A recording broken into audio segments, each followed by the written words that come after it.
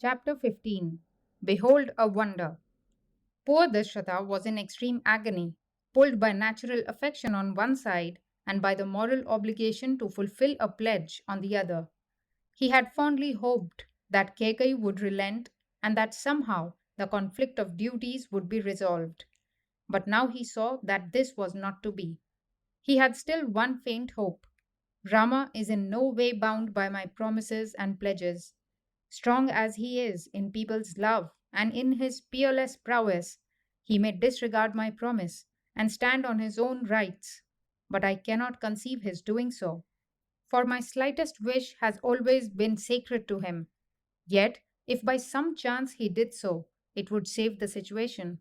In the confusion and anguish of his heart, the old king consoled himself with such false hopes, forgetting that Rama would never think of disregarding his father's promise and that filial obedience was a fundamental rule of his life. But the false hopes did not persist long. He felt that his death was near. In his agonizing conflict of duties, death would be a relief and save him from the disruption and sorrows to come. As death drew near, his mind recalled past events. He remembered a great sin committed by him in youth. He felt that he was now reaping what he then sowed. I killed the rishi's son and brought grief to his aged parents. How could this sin be wiped off except by my suffering the anguish of losing a dear son? Thus, Dashrata resigned himself to his fate as a just retribution for the wrong he had once done. He concluded that he had no alternative but to fulfill his word to his cruel wife and left the ordering of things entirely to Kekai. Day dawned. The hour fixed for the coronation was approaching. The procession of Vasishtha and his disciples carrying the golden vessels containing the waters of holy rivers was coming towards the palace. The great street was decorated and was crowded with eager men and women. They rejoiced to see Vasishtha and his disciples march to the palace with the holy waters and the paraphernalia of installation. As they saw the honey, curds, clarified butter, fried rice, sacred grass, flowers, maidens, elephants, horses, and chariots, the white umbrella, the bull, the horse, and the tiger skin seat moving to the accompaniment of music from many instruments, the people made loud and jubilant acclamations which filled the air. Vashishta, approaching the palace gate, saw Sumantra and said to him, "Pray go in at once and inform the king that the people are waiting and all preparations are complete." Sumantra approached the king's bedchamber and, chanting the morning hymn, conveyed Vashishta's message. "O king," he said, "arise from slumber to the hymn of your charioteer as the king of the gods does to Matali's waking songs. May all the gods be gracious unto you. The elders, generals, and chief citizens are waiting for your darshan. The goddess of night has withdrawn. The day's work awaits your ordering. O King of kings, be pleased to rise. Holy Vashishta and his men are waiting." At that moment, the king was speechless with agony, but Kekai boldly answered for him and told Sumantra. The king spent the night talking of Rama's coronation and had no sleep. So now he is in a slumber. Go at once and bring Rama. Thus the clever woman sent Sumantra to fetch Rama to convey the king's command. She knew that Dashrata had agreed, but had not the strength to do what had to be done. Hence, Kekai resolved that she would herself do what needed to be done. Sumantra went to Rama's palace. Sita and Rama were getting ready for coronation. Then Sumantra gave to Rama the message that the king and queen Kekai wanted his presence. Rama hastened to obey. The unexpected delay and these strange goings and comings roused doubts, but no one dared to talk of them. The men concerned hoped that somehow things would turn out right and went on with their allotted work. The streets were brightly decorated. The great hour was approaching as in the queen's chamber strange and sinister events were developing. Why this long delay? The people wondered. Perhaps the preliminary rites are more elaborate than we had thought. The crowds in the streets grew bigger and more impatient. Sumantra accompanied Rama to Kekai's palace, threading the way with difficulty through the throng. Rama entered the queen's apartment.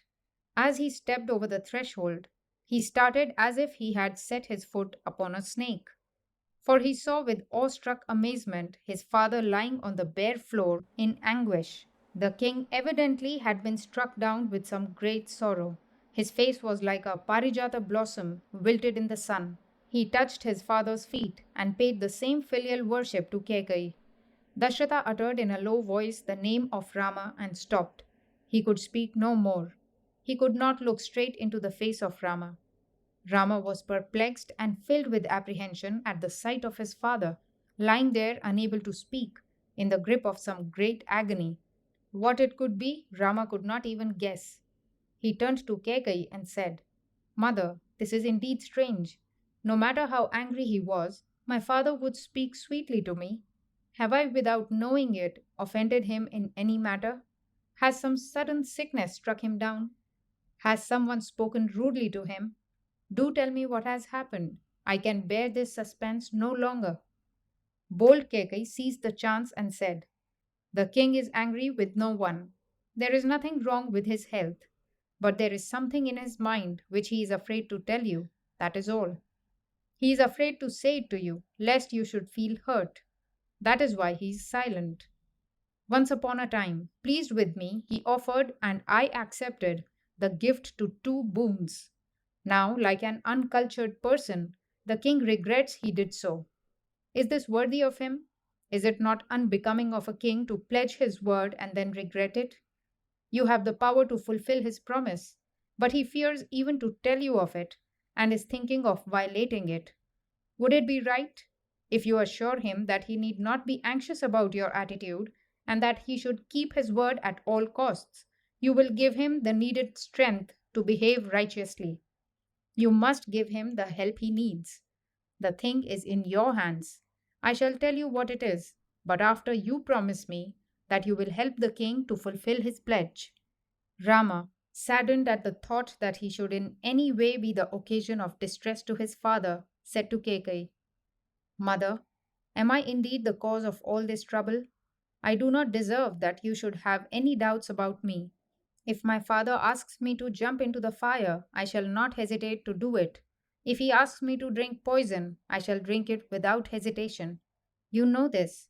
You know well enough that at his bidding I would drown myself in the sea. Here, mother, I give you my solemn promise that I shall fulfill the king's promise to you, and I never break my word. When Ram uttered these words, Kekai exulted, for she knew she had conquered. The king, for his part, was in despair, seeing that all escape was barred. Thereupon the pitiless Kekai uttered these terrible words, Rama, your words are worthy of you. What higher duty has a son than helping fulfillment of the word his father has given? Now I shall let you know your father's promise to me. When in the battle with Sambara your father was wounded, I rescued and revived him. Your father, in gratitude for having been rescued by me when grievously wounded, gave me two boons to be claimed and specified when I choose. I have claimed and specified them now. They are that Bharata should be anointed Yuvaraja and that you should be sent away this very day to the Dandaka forest to remain in exile for 14 years. You have sworn solemnly to carry out his promise to me, and now it is your duty to prove true to your pledged word. If you find right conduct as hard as your father did, that is another matter. Otherwise, listen to what I say. It is for you now to relinquish the installation and to go out into exile with matted locks and hermit weeds, leaving the preparations now ready to serve for Bharata's installation. When she uttered these cruel words, the king writhed in agony, but Rama heard her untroubled. Kekai beheld a miracle. There was not the slightest sign of disappointment or sorrow in Rama's face. Smiling, the prince said, Is that all, mother? Surely the king's promise must be fulfilled. My hair shall be twisted, and I shall wear the bark, and I shall go this very day to the forest. Kekai spoke prophetic words when she said Rama's dutifulness would bring him glory undying. That glory will continue as long as the Himalaya stands and the waters of Ganga flow, and as long as the ocean waves beat on the solid earth. Rama said to Kekai in unperturbed tones, I am not in the least annoyed. Would I not be happy to give anything to Bharata? Even if no one asked me, I would cheerfully give him my all. And how can I hold back a moment when my father commands it? What pains me a little is that father should have entertained any doubt about my willingness. Why should he have hesitated to tell me what he wanted and left it to you to say it to me? Am I not his son, bound to do his behest? What glory or what joy can I look for except to make good his word? How did I deserve it that my father should avert his face from me and refrain from speaking loving words to me? My grievance, if at all, is that he did not send for me straight and give me his command. I shall go to the forest this very day, with no regret. Send swift messengers at once to fetch Bharata home. The prince's face glowed like a sacrificial fire bursting into flame as the ghee is poured into it. Kekai felt glad at her apparent success. She could not look into the future and its sorrow. For what greater grief can come to a woman than the scorn of her own son? Greed deceived her into folly. It prevented her from understanding aright the mind of her own son Bharata. Like a captive elephant hemmed in on all sides, Dashrata lay in anguish. With needless harshness, Kekai hurried Rama, saying, "Do not wait for the king to speak and prolong the affair." At this, Rama said, "Mother, you have not, it seems, known me. I value no pleasure higher than to honor my father's pledge. Let Bharata carry the burden of kingship and look after our aged father. It will indeed give me the greatest joy." Dashrata, silent till now, though listening intently, moaned aloud. Rama touched the feet of his father and Kekai and hurried out of the chamber. Lakshmana had been standing outside. He knew what had happened, and with eyes red with anger, he followed Rama. On the way, Rama saw the vessels holding the consecrated water for the coronation. He walked round them in worship. With calm majesty, he left behind the white umbrella and other royal insignia and advised the crowds to disperse. The prince, in whom desire had been vanquished, went to the house of Queen Kaushalya to give her the news and take her blessings before departing to the forest. Readers should exercise their imagination and build up in their own hearts the passions and sorrows of the persons figuring in this epic. Dashrata's anguish, Rama's cheerful renunciation, and the greedy passion of Kekai which smothered all noble impulses. These are familiar phases in our daily lives.